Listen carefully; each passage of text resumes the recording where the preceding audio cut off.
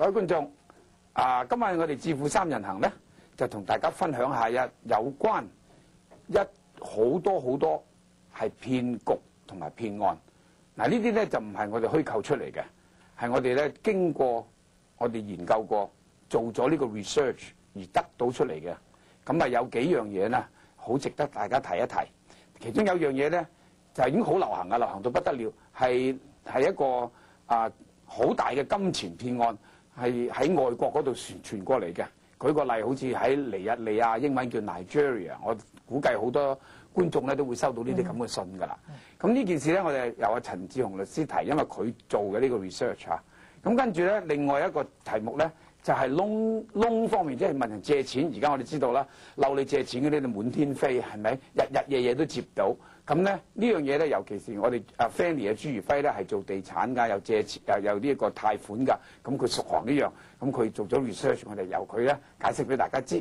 咁第三個咧，最後嗰個咧就係有關咧燕梳嘅騙局。咁咧係由我介紹俾大家聽。咁而家先咧請咧陳律師咧就介紹俾大家知道咧，第一個嗰啲叫做大型嘅金錢騙案，例如好似尼日利亞騙案。陳律師係Charles Fanny。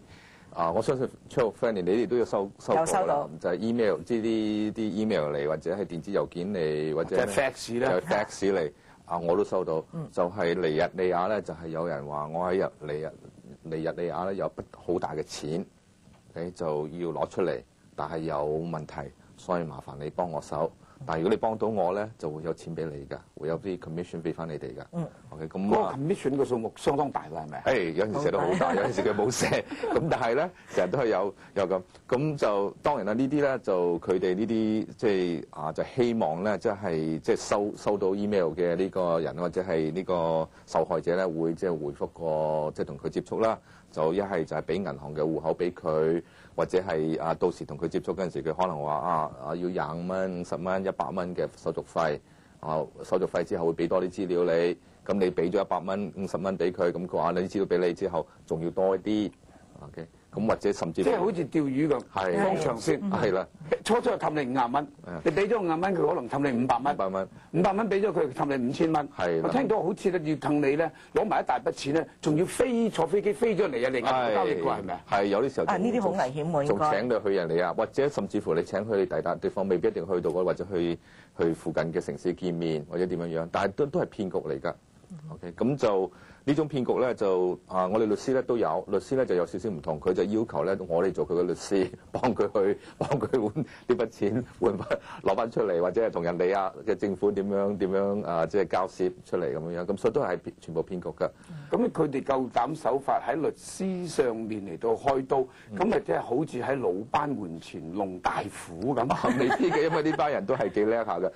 甚至乎以前咧就我哋華人嗰方面咧，以前咧就幾流行咧，就係話呢個國民黨嘅呢個嗰陣時存喺花旗銀行嗰啲債券或者係嗰啲所謂 certificate of deposit 啦，有埋圖片有埋咩都有嘅。咁所以呢啲全部係騙局嚟嘅，大家要小心就係。咁咧，朱如輝，你就做咗 research 有關呢一個嬲人借錢嘅騙局啊，咁請你談一談啦。係嗱，尤其是咧嗱，唔單止係房屋貸款嗰方面嘅，房屋貸款咧，因為而家個利息咁低咧，好多人都喺度睇住嗰個 interest rate 係幾多，想攞最低嘅。咁咧好多嗰啲騙子咧就利用呢個心理啦，貪便宜嘅心理，就喺度即係佢個廣告入邊咧，可能話係佢俾你嘅利息咧係低到冇可能再低嘅，即係出邊冇嘅。咁好似你上次講，世界上係冇咁多。咁多大隻金，係啦，咁所以如果係 too good to be true 咧，即係太平嘅説話咧，應該你應該入邊嘅噔應該響啦嚇。咁好多時候有啲譬如係咩咧？譬如話你係credit 有啲問題嘅，信用方面有啲問題，普通嘅貸款貸唔到嘅。咁呢個咧亦都係你就比較軟弱啦。咁騙子咧就最識利用人嘅弱點嘅。係啊，冇錯。冇錯。咁咧咁佢就話你唔緊要㗎。你嗰個信用幾唔好咧，我都有辦法幫你貸到款嘅。咁呢個係第一。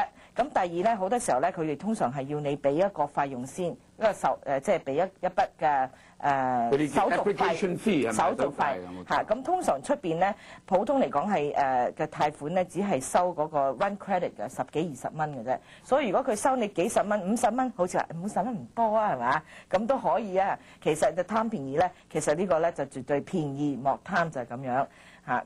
呢個其他咧就係有咩嘢叫你簽字嘅時候咧，千祈咧大字小字都要睇到清清楚楚，千祈唔係咁隨便去簽字，亦都唔好咁隨便咧喺電話上咧係俾你嘅 social security number 俾人啊，銀行戶口嗰啲資料俾人啊，因為咁樣嘅時候你就即係將你嘅經濟大門咧大打開，咁嗰啲騙子亦都係從一個門入咧就將你全部屋企入邊嗰啲經濟咧係冚唪唥同你做清光。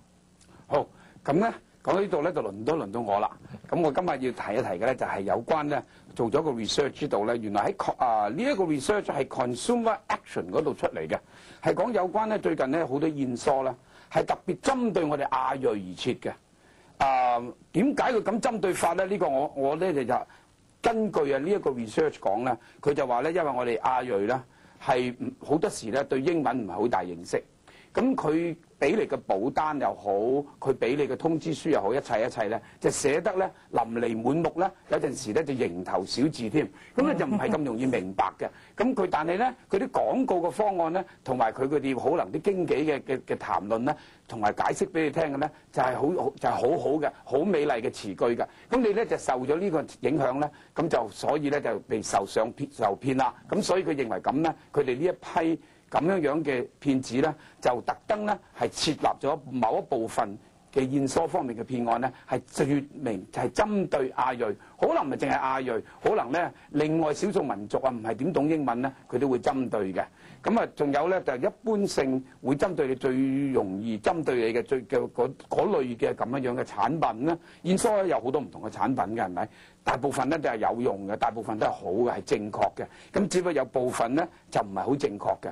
咁我喺呢度只能夠咧籠統咁講，唔能夠咧太過詳細咧逐樣分析。籠統嚟講，凡係有人嬲你買呢個保險，第一要知道究竟呢個保險係唔係好嘅，你應該買嘅保險，你有冇咁嘅需要呢種保險？有咁嘅需要，然後先至可以買。